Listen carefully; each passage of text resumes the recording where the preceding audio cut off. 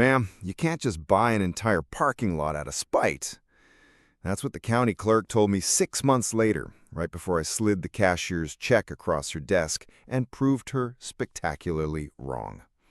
But you don't get to that level of beautiful, calculated revenge without first being pushed to your absolute breaking point. And let me tell you, Brittany Melbourne had a PhD in pushing people past theirs. The woman could find a violation in a perfectly aligned mailbox if she squinted hard enough, and she'd been squinting my truck for exactly 47 days when this story really began. Picture this, a pristine Tuesday morning in October, the kind where the suburban sprinkler systems are just finishing their choreographed dance across identical front lawns. And there I was, coffee in hand, watching a 5'4" force of neighborhood destruction click her way across the parking lot in designer heels that probably cost more than most people's car payments.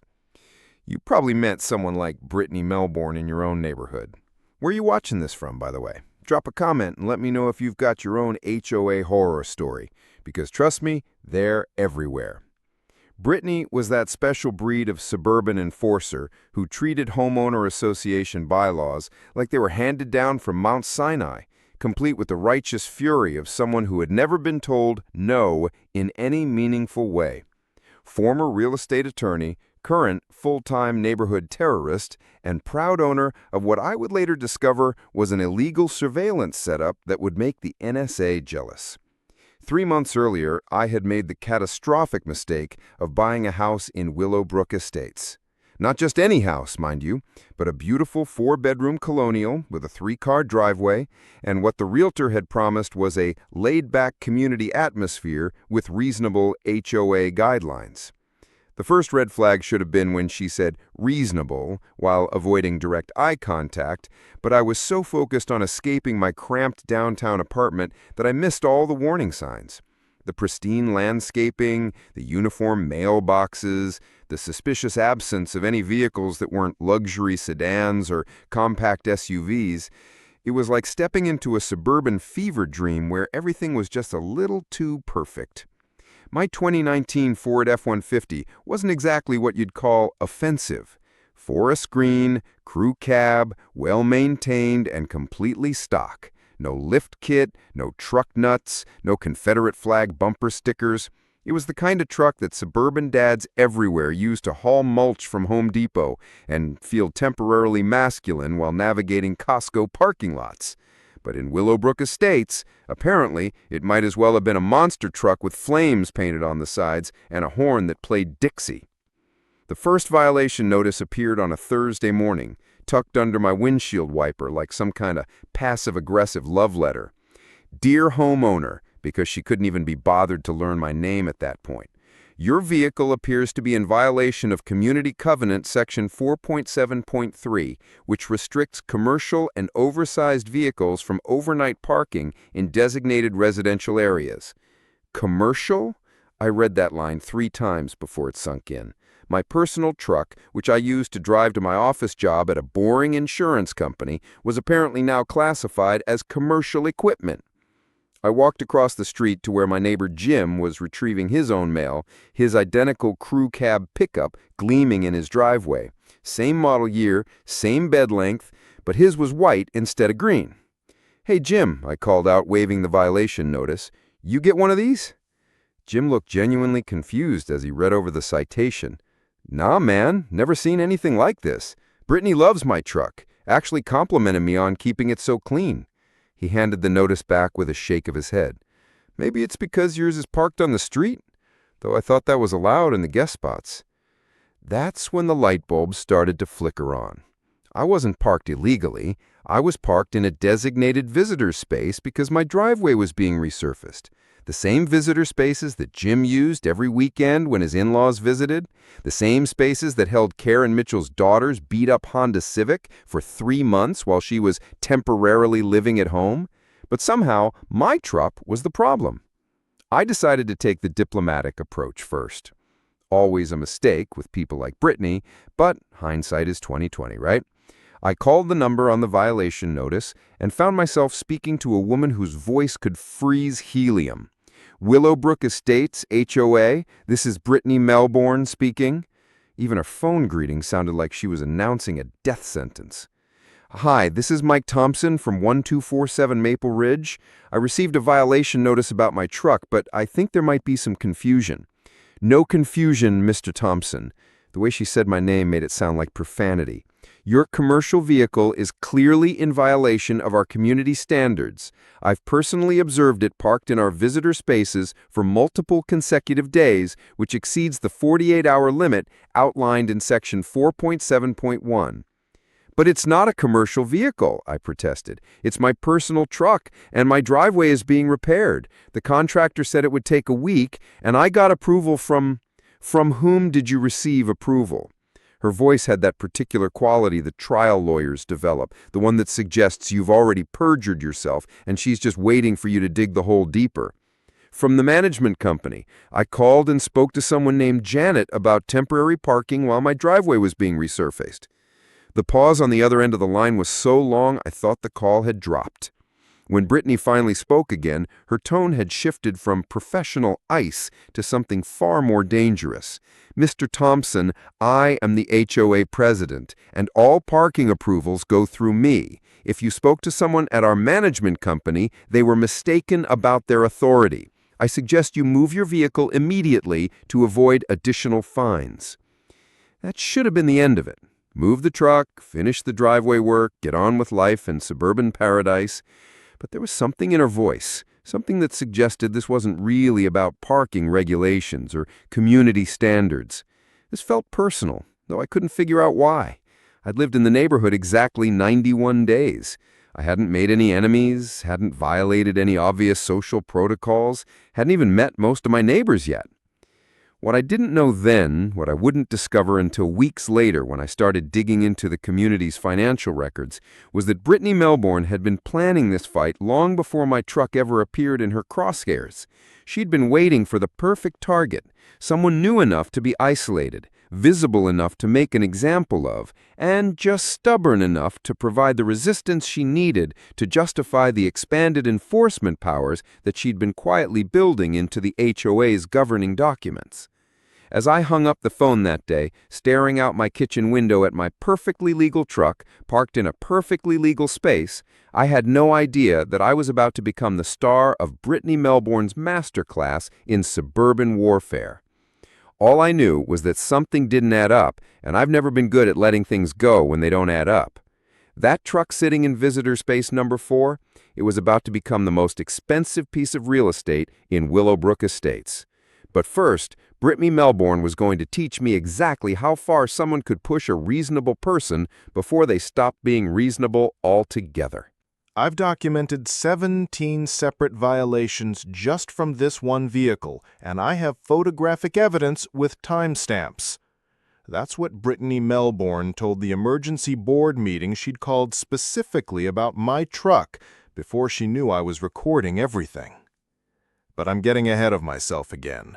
You need to understand exactly who we were dealing with here, because Brittany Melbourne wasn't some bored housewife who stumbled into HOA politics. She was a calculated predator who had turned suburban community management into her own personal law practice, complete with billable hours and a client list of terrified homeowners. The woman had weaponized Robert's Rules of Order and turned them into instruments of neighborhood destruction. If you've ever wondered what happens when someone with legal training and unlimited free time decides to make everyone else's life miserable, you're about to get a masterclass. 2 days after that first phone call, I started noticing things. Small things at first, the kind of details that make you question whether you're being paranoid or genuinely under surveillance. Like how Brittany's white Mercedes SUV seemed to appear at the end of my street every morning at exactly 7:15, right around the time I left for work. Or how she'd suddenly developed a passionate interest in evening power walks that always seemed to route past the visitor parking area where my truck sat. The woman was conducting reconnaissance like she was preparing for a military operation, and in a way, she was. I decided to do some reconnaissance of my own. One of the advantages of working in insurance is that you develop a healthy appreciation for documentation and research, so I started with the basics. The Willowbrook Estates HOA had a website, naturally, complete with a resident portal that promised transparency and community engagement. What I found there was more illuminating than any detective novel I'd ever read. Meeting minutes going back 5 years, financial reports that raised more questions than they answered, and a set of community covenants and restrictions that had grown from 12 pages in 2018 to 47 pages by 2023. 47 pages. That's longer than some corporate merger agreements I've seen. But the real gold mine was buried in the board meeting minutes from 18 months earlier, when Brittany Melbourne had first been elected president. The previous president, a retired teacher named Margaret Chen, had apparently resigned suddenly after what the minutes delicately referred to as philosophical differences regarding enforcement priorities. Reading between the lines, it became clear that Margaret had favored a light touch with violations, focusing on genuine safety issues and major aesthetic problems. Brittany, on the other hand, had campaigned on a platform of rigorous community standards and protecting property values through proactive enforcement. The transformation had been swift and brutal. Within 6 months of taking office, Brittany had amended the enforcement procedures to allow for immediate fines without warning notices, increased the maximum penalty amounts from $50 to $500 per violation, and, this was the kicker, granted the HOA president unilateral authority to determine what constituted a violation of community aesthetic standards. She had essentially given herself the power to fine anyone for anything she deemed unsightly, with no appeals process beyond a board hearing that she controlled. You want to know what real power looks like in suburban America? It's not wealth or political connections or even social media influence. It's the ability to fine your neighbors into submission while hiding behind a wall of legal procedure and community bylaws.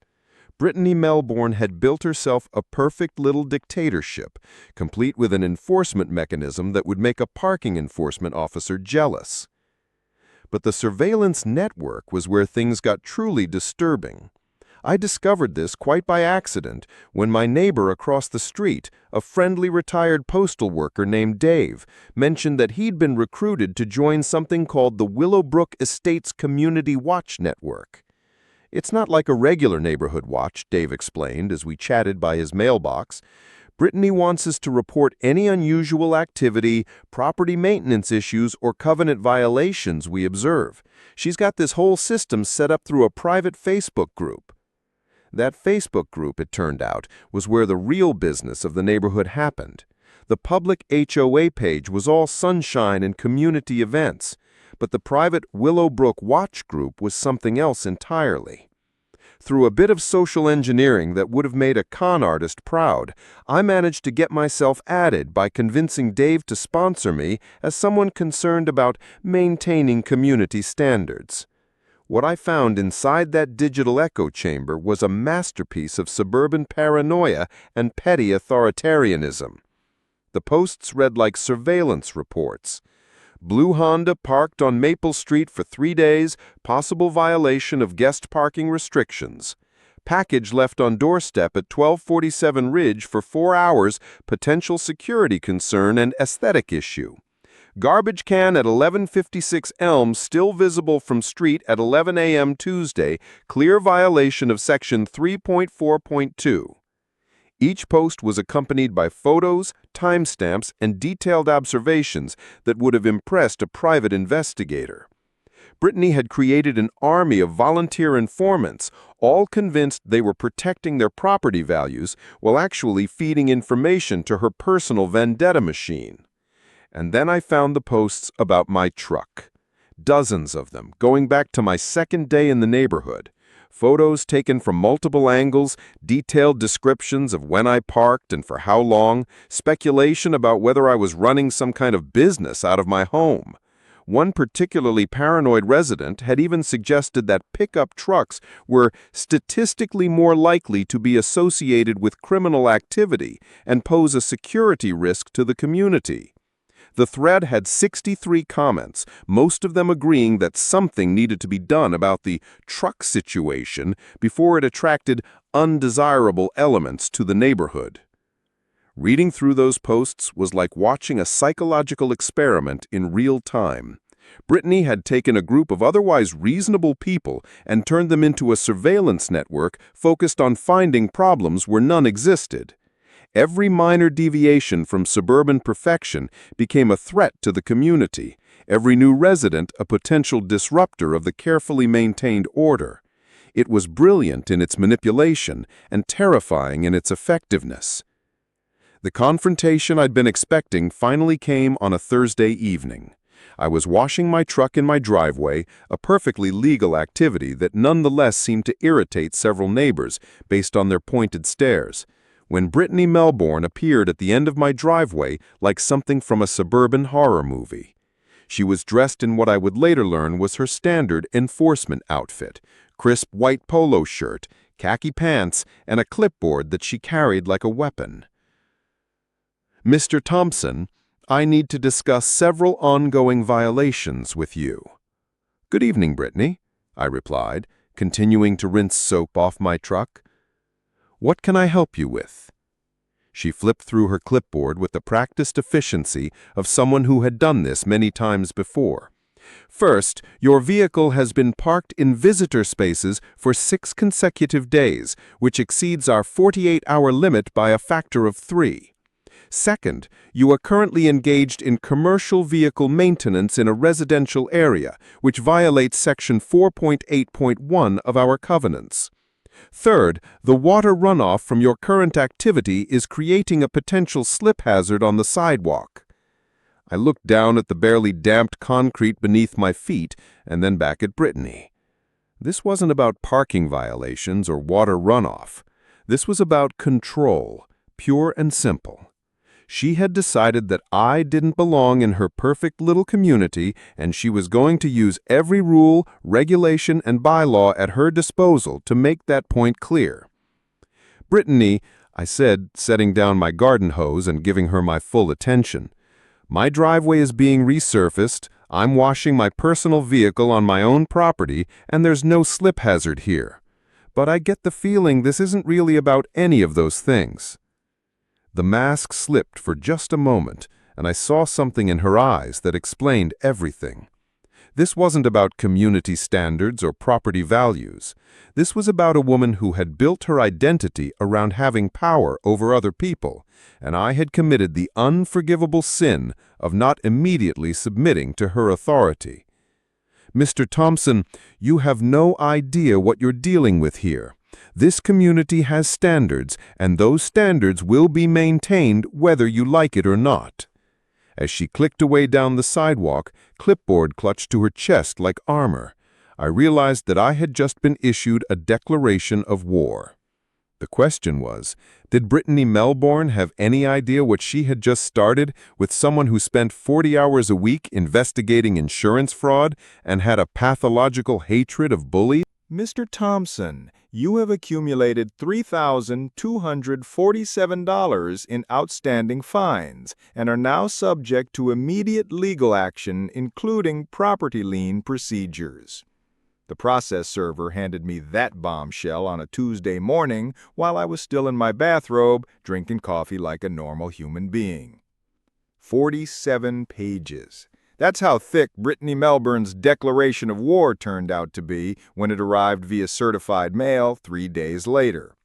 47 pages of meticulously documented violations, complete with timestamps, photographs, and legal citations that would have impressed a federal prosecutor. The woman had turned harassment into an art form, and she'd apparently been working on her masterpiece for weeks, while I naively thought we were having a simple neighborhood dispute. But here's the thing about working in insurance fraud investigation for 8 years. You develop certain habits. Obsessive documentation becomes second nature. Chain of custody for evidence becomes automatic. And when someone starts throwing around legal threats, your first instinct isn't to panic, it's to start building a case file that would hold up in court. From the moment Brittany Melbourne had made it clear this was personal, I'd been treating every interaction like a potential lawsuit, which, as it turned out, was exactly what she had planned all along. The legal package she'd sent was a thing of beauty, in the same way that a perfectly executed con game is beautiful. She'd managed to document violations going back to my first week in the neighborhood, complete with photographic evidence that would have been impressive if it weren't completely fabricated. According to her records, my truck had been parked illegally on 17 separate occasions. I'd violated noise ordinances 6 times, and I'd somehow managed to breach aesthetic standards simply by existing in her line of sight. What made it particularly infuriating was how professional it all looked. This wasn't some angry neighbor scribbling complaints on notebook paper. Brittany had prepared this like the attorney she used to be, complete with proper legal formatting, cross-referenced bylaw citations, and a demand for immediate payment that threatened escalation to all available legal remedies, including but not limited to property liens, collection actions, and forced compliance measures. You want to know what $3,247 in HOA fines looks like? It's $50 for unauthorized parking in visitor spaces beyond the established time limit, multiplied by 13 alleged incidents. It's $200 for commercial vehicle storage in residential areas, applied retroactively to every day I'd owned my truck. It's $150 for failure to maintain vehicle in accordance with community aesthetic standards, because apparently my truck wasn't shiny enough on 3 separate occasions when Brittany had photographed it. But the crown jewel was a $500 fine for aggressive behavior toward HOA officials during enforcement activities. That one referenced our driveway conversation, where I had allegedly displayed threatening body language and used intimidating verbal tactics. According to Brittany's report, I had assumed an aggressive stance and raised my voice in a manner designed to intimidate and obstruct lawful HOA enforcement activities. I read that last part twice, then I started laughing, because Brittany Melbourne had made one crucial mistake in her quest to destroy me. She had documented her lies in writing, with specific dates and times, and I had been recording everything since our second conversation. See, that's another habit you pick up in insurance investigation. When someone starts making wild claims, you preserve the evidence. Every phone call, every conversation, every interaction gets documented because you never know when someone's going to try to rewrite history for their own benefit.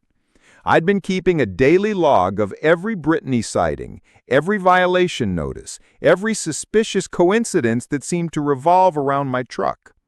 What I hadn't expected was how useful that documentation would become when she decided to escalate to legal warfare. The timing of her attack was particularly interesting. It came exactly 1 week after I had submitted my own complaint to the HOA board about selective enforcement. That complaint was simple and straightforward. I'd documented 17 other pickup trucks in the neighborhood, photographed them in the same visitor spaces where mine was apparently illegal, and requested clarification about why the rules seemed to apply only to me. I'd been polite, professional, and careful to follow proper procedures for resident grievances.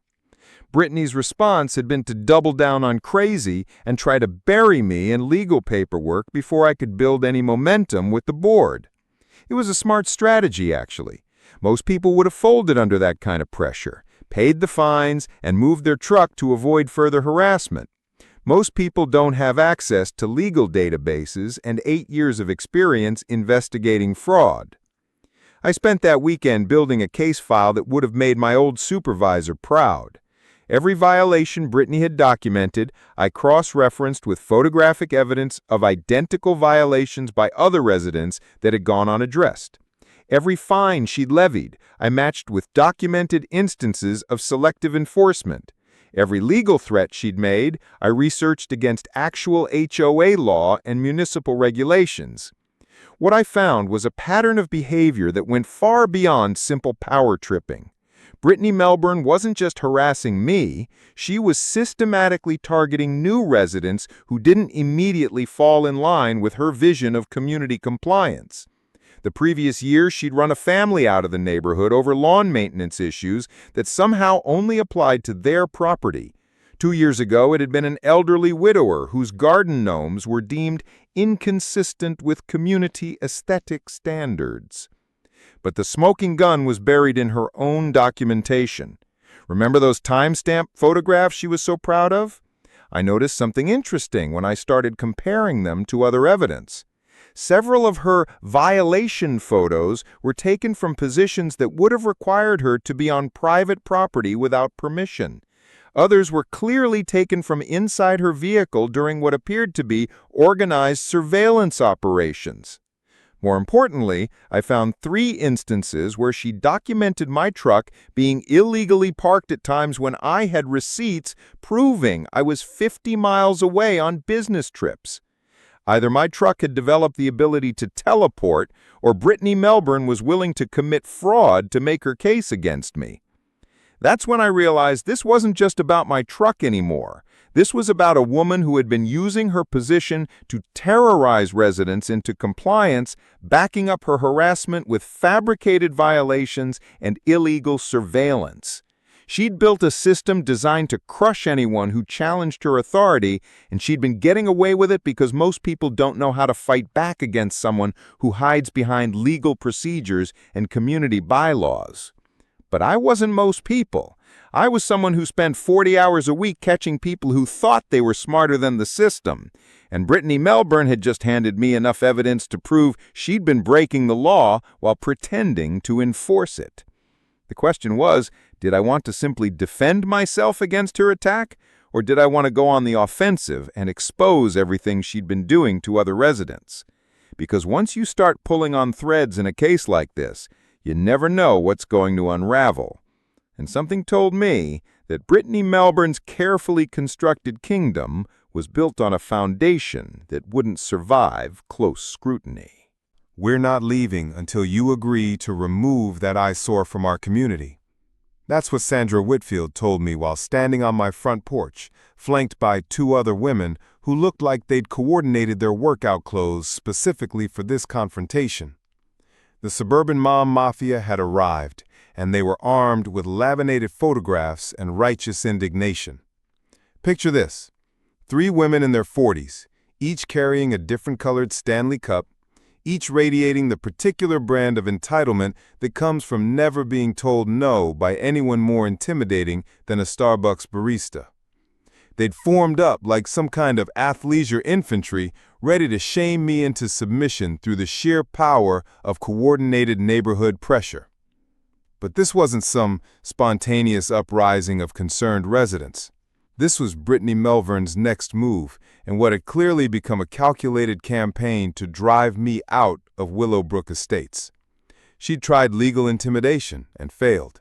She'd tried surveillance and documentation, only to create a paper trail of her own misconduct. So now she was deploying what suburban warfare experts know as the nuclear option, turning my neighbors into weapons. The ringleader was Sandra Whitfield, a real estate agent whose perfectly blown-out blonde hair hadn't moved in the morning breeze despite containing enough product to violate several environmental protection statutes.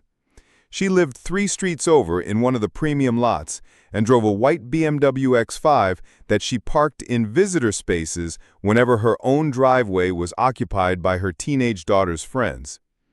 Standing to her left was Patricia Chin, no relation to the former HOA president, who managed the social media accounts for several local businesses and had apparently appointed herself as the neighborhood's unofficial PR director. On the right was Michelle Rodriguez, a stay-at-home mom whose husband was some kind of middle manager at a tech company and who spent most of her free time organizing charity events that were really just excuses for elaborate social gatherings. You want to know what real intimidation looks like? It's not three women in designer athletic wear holding printed photographs like evidence in a murder trial. But these ladies had clearly convinced themselves they were conducting some kind of intervention, complete with the moral authority that comes from believing you're protecting the greater good. "Ladies," I said, stepping out onto my porch and closing the door behind me, "what can I help you with this morning?" Sandra held up her stack of photographs like she was presenting evidence to a jury. "These pictures show your truck parked in visitor spaces for extended periods, creating an ongoing disruption to our community's peaceful enjoyment of common areas." She'd clearly rehearsed that line, probably in front of her bathroom mirror while practicing her most authoritative expression. Patricia stepped forward, her voice carrying the practiced tone of someone who'd spent too many years managing other people's social media crises. "Mr. Thompson, we understand you're new to the neighborhood, so maybe you don't realize how your actions are affecting property values and community standards.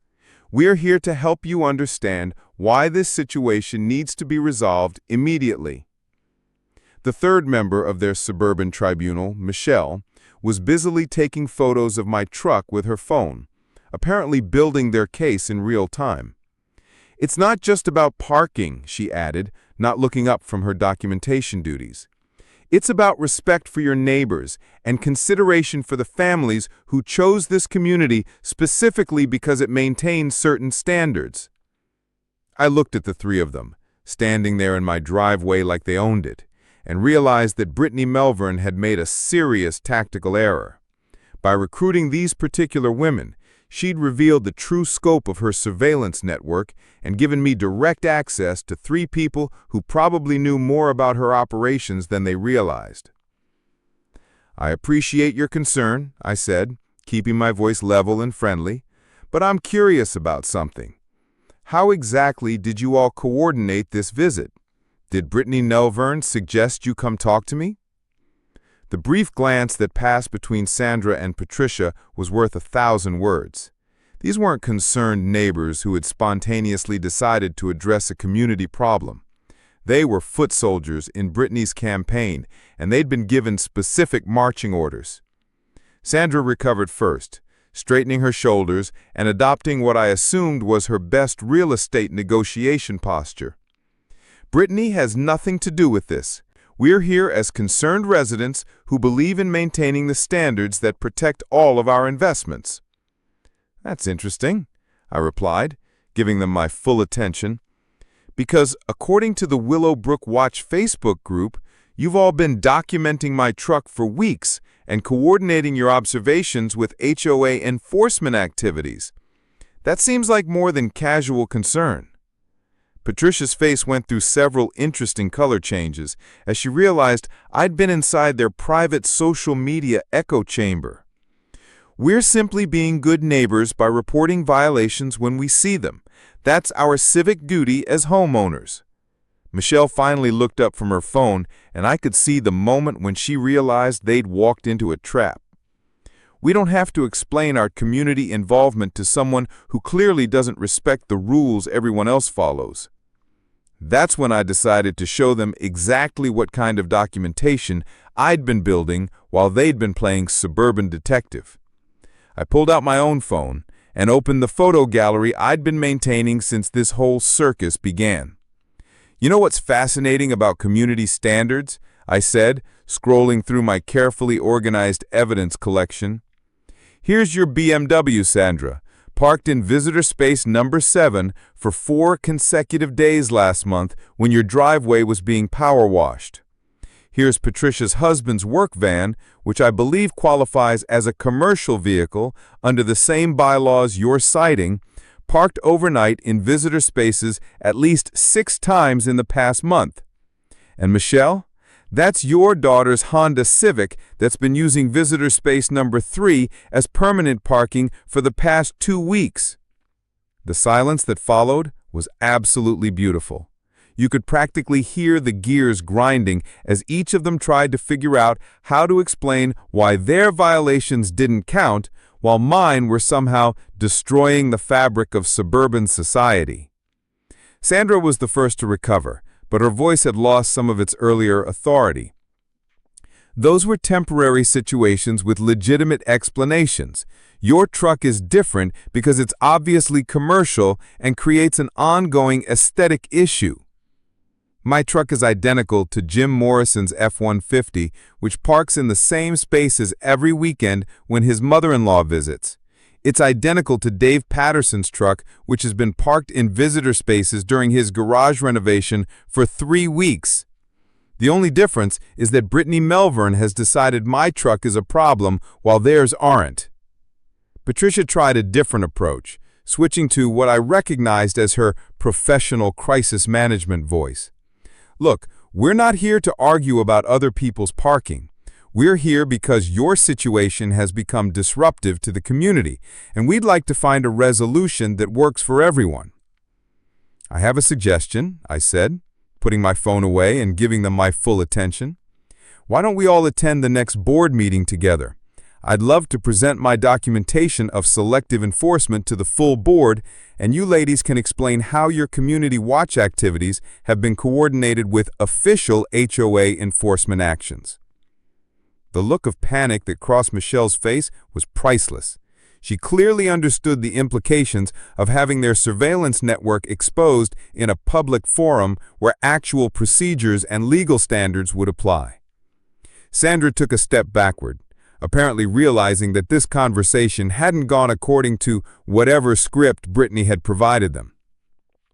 We don't need to involve the board in a simple neighbor-to-neighbor discussion. But we do need to involve them, because what you're describing as community concern looks like coordinated harassment designed to drive a specific resident out of the neighborhood. And that kind of behavior has legal implications that go beyond HOA bylaws. The three of them exchanged glances that spoke volumes about their level of preparation for actual resistance. They'd expected me to fold under social pressure, apologize for existing, and quietly remove my truck to avoid further confrontation. But what they'd gotten was someone who'd been building a legal case against their entire operation. As they retreated toward Sandra's BMW, Patricia turned back with one final attempt at maintaining control of the narrative. This isn't over, Mr. Thompson. The community won't tolerate someone who refuses to respect our standards. I watched them drive away, noting how they immediately huddled together in Sandra's vehicle for what appeared to be an intense debriefing session. They'd come to intimidate me into compliance, and left with the uncomfortable knowledge that I had evidence of their own violations and detailed documentation of their coordination with Brittany's harassment campaign. But more importantly, they'd revealed just how deep Brittany Melbourne's network really went, and how far she was willing to go to win this fight. The question was, did she understand that by escalating from individual harassment to coordinated community pressure, she'd just given me grounds for a civil rights complaint that could expose her entire operation?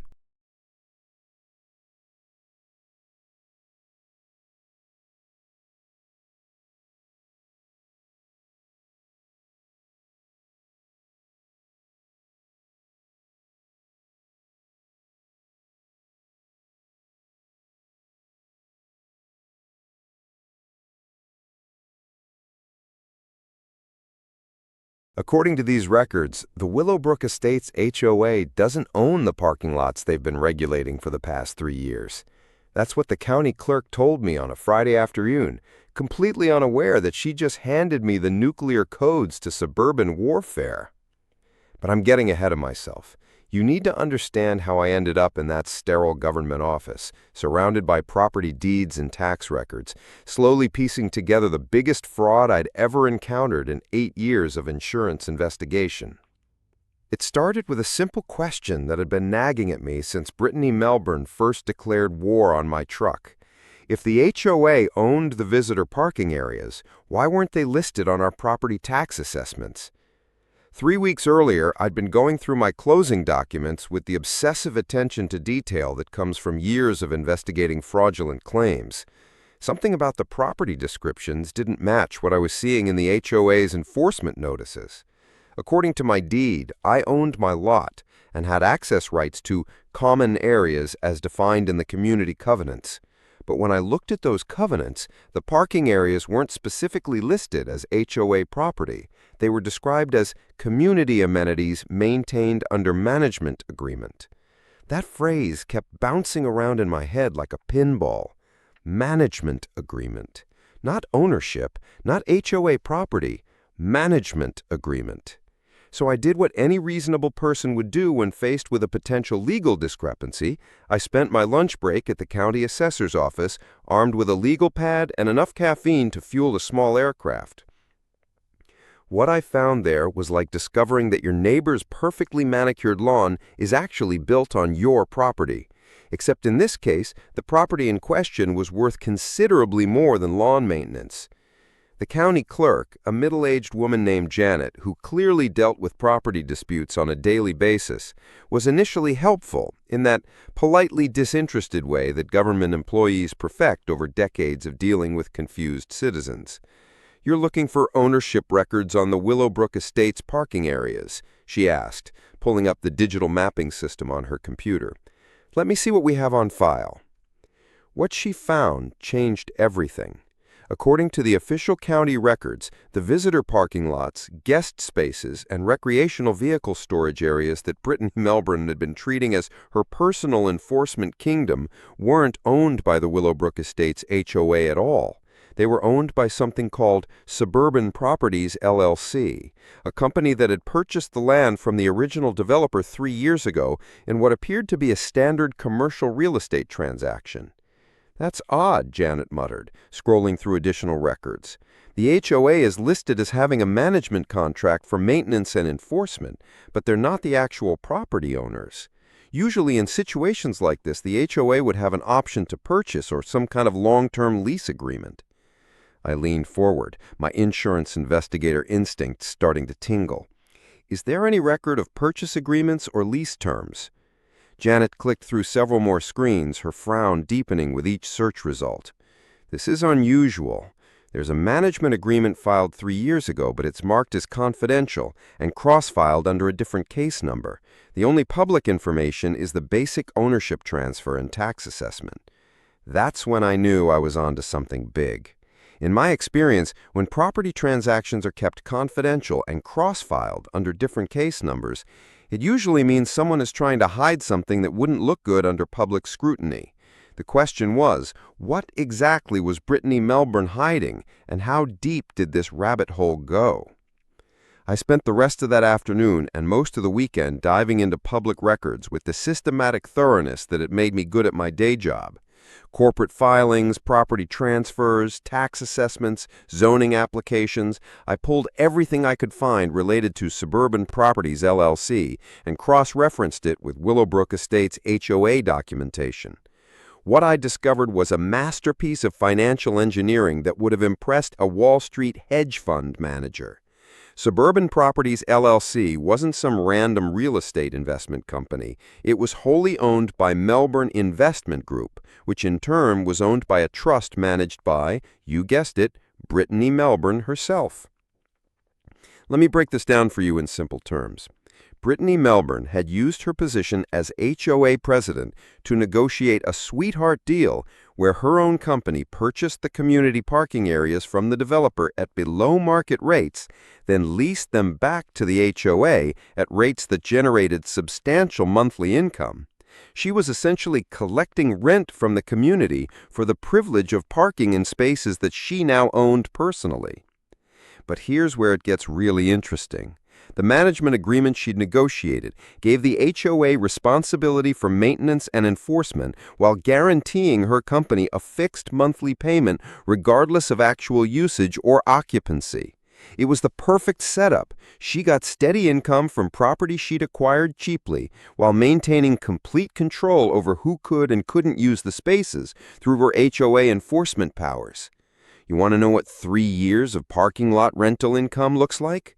According to the financial records I was able to piece together, Brittany Melbourne had been collecting approximately $8,400 per month from the HOA for management rights to property she owned outright. That's over $300,000 in rental income paid by homeowners' dues for parking spaces that most residents assumed were community property included in their HOA fees. The beauty of her scheme was its simplicity. Most homeowners never read the fine print of their community covenants, never questioned where their monthly dues were actually going, and certainly never thought to check county records to verify who owned what. Brittany had created a situation where she was literally being paid by the community to enforce parking rules on property she owned, giving her both financial incentive and legal authority to harass anyone who didn't comply with her vision of proper vehicle management. But she'd made one crucial mistake. She'd chosen to target someone who made a living investigating exactly this kind of financial fraud. The confrontation came on a Tuesday morning when I was reviewing the last batch of documents I'd requested. I was sitting in my kitchen, surrounded by property deeds and corporate filings, when I heard the familiar click of heels on my driveway. Through my window, I could see Brittany Melbourne marching toward my front door with the determined stride of someone who had finally decided to end this dispute once and for all. I opened the door before she could knock, stepping onto the porch with a manila folder in my hand. "Good morning, Brittany. Perfect timing, actually. I was just reviewing some interesting property records." Her eyes narrowed as she noticed the folder, but her voice maintained that practiced attorney tone she used to intimidate. "Mr. Thompson, I'm here to inform you that your refusal to comply with community parking regulations has left us no choice but to proceed with towing and legal action. Your vehicle will be removed from community property within 24 hours. "That's fascinating," I said, opening the folder and pulling out a copy of the property deed. "I'm curious about something, though. When you say community property, are you referring to the parking spaces owned by Suburban Properties, LLC? The change in her expression was instantaneous and beautiful. The confident mask slipped completely, replaced by something that looked suspiciously like panic. She knew that I knew, and more importantly, she understood that her entire carefully constructed scheme was about to come crashing down. "I don't know what you think you've discovered," she said, but her voice had lost all of its earlier authority, "but you're playing with legal matters you don't understand." "Actually," I replied, pulling out additional documents, "I understand them perfectly. What I don't understand is how the HOA membership is going to react when they learn their president has been collecting rental income from property they thought was included in their community fees." As Brittany Melbourne stood there on my porch, realizing that her financial empire was built on a foundation of fraud I could expose with a single phone call, I wondered if she had any idea what she'd unleashed by targeting the wrong truck in the wrong parking space. Congratulations, Mr. Thompson. You are now the sole owner of all visitor parking facilities within Willowbrook Estates. The closing attorney slid the deed across the mahogany table, while Brittany Melbourne sat in stunned silence, watching her financial empire crumble in real time. The purchase had taken exactly 37 days to complete once I'd discovered Brittany's fraud. 37 days of lawyers, real estate negotiations, and the most satisfying paper trail I'd ever constructed in my professional career. But the beauty wasn't just in acquiring the property. It was in using her own HOA bylaws and enforcement mechanisms to completely flip the power dynamic that had defined Willowbrook Estates for 3 years. You see, when Suburban Properties LLC defaulted on their management agreement due to material breaches of fiduciary duty, my attorney's polite way of describing systematic fraud, the property became available for immediate sale to resolve pending legal claims. And thanks to the detailed documentation I've been building since day one of Brittany's harassment campaign, I had more than enough evidence to prove those material breaches in any court in the country. The moment I realized I could actually buy the parking lots was like that scene in every heist movie where the protagonist suddenly sees how all the pieces fit together. Brittany Melbourne had spent months trying to drive me out of spaces I had every legal right to use, not knowing that I was quietly building a case file that would allow me to purchase those very spaces and become her landlord. The irony was absolutely delicious. She'd created a situation where her own company was liable for fraud, breach of fiduciary duty, and about 17 different violations of state HOA regulations. The financial penalties alone were enough to force a liquidation sale, and since I was the only party with both the cash and the legal standing to pursue immediate acquisition, Suburban Properties LLC had exactly one potential buyer: me. But here's where the revenge gets truly beautiful. Remember all those HOA bylaws and enforcement procedures that Brittany had weaponized against me? Well, it turns out that when you own property that's subject to an HOA management agreement, you inherit all the same enforcement powers that she'd been using to terrorize the neighborhood. The only difference was that now I was the one setting the rules. The first order of business was implementing what I called the fair use parking policy. Since Brittany had been so concerned about vehicles exceeding the 48-hour visitor limit, I decided to institute a strict monitoring system with automatic fines for any violation.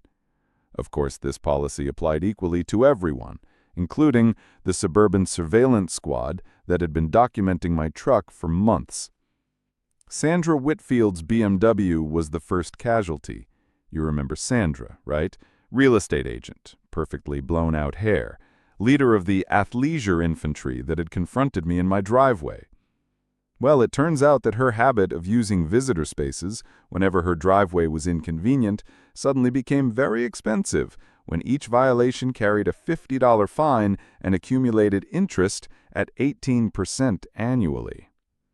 The emergency board meeting that Brittany called for the following Tuesday was a thing of beauty.